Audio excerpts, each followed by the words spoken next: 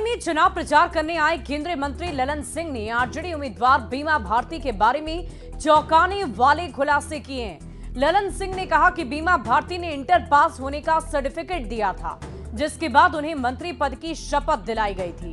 उन्होंने शपथ ग्रहण के बारे में भी रोचक जानकारी देते हुए बीमा भारती को पढ़ाने के लिए शिक्षक रखे जाने की भी जानकारी दी है।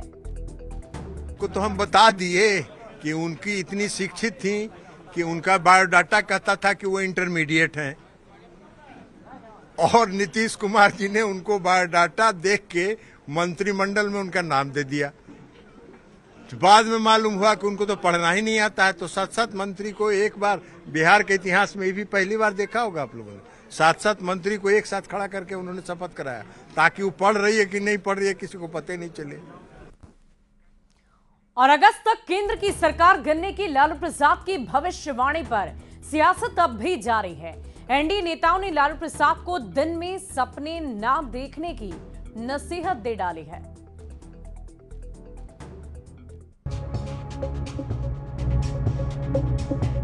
लालू जी इसी तरह करेंगे, अब क्या करेंगे बेचारे। लालू जी इस प्रकार का दिवा स्वप्न देखते रहते हैं। सक्रिय राजनीति में रहें या ना रहें, लेकिन कुछ नेताओं को ये बखूबी पता है कि चर्चा में कैसे बने रहना है।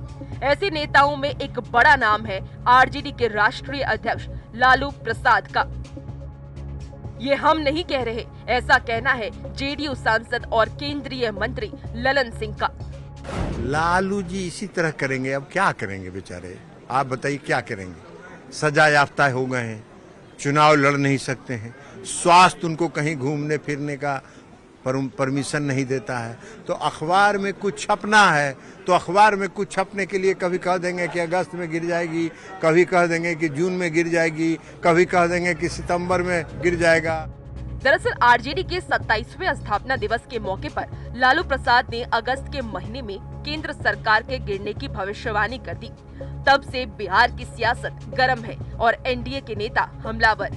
बीजेपी नेता और पूर्व केंद्रीय मंत्री अश्विनी चौबे ने कहा कि लालू जी मुंगेरी लाल के हसीन सपने देख रहे हैं, जो कभी पूरा नहीं होगा। लालू जी इस प्रकार का दिवा स्वप्न देखते रहते हैं। मुंगेरी लाल का हसीन सपना जैसे है, उनको बराबर सत्ता दिखाई पड़ता है। वहीं केंद्रीय मंत्री जीतन राम मांझी का कहना है कि लालू जी ऐसे ही बोलते रहते हैं।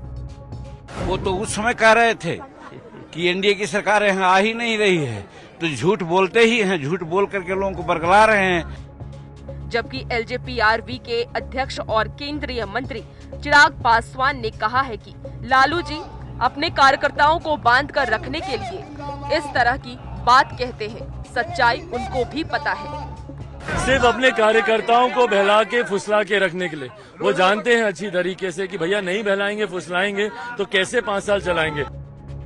लोकसभा चुनाव में आरजेडी को बहुत सीटें तो नहीं मिली, लेकिन रिजल्ट 2019 से बेहतर रहा। 2025 में बिहार विधानसभा का चुनाव है। ऐसे में लालू प्रसाद ने भले ही कार्यकर्ताओं को एकजुट रखने के लिए बयान दिया हो, लेकिन बयान की वजह से वो चर्चा में तो आ ही गए हैं। न्यूज़ 18 के लिए पूर्णिया से आनंद अमृतराज और भागलपुर से आशीष रंजन के साथ ब्यूरो रिपोर्ट।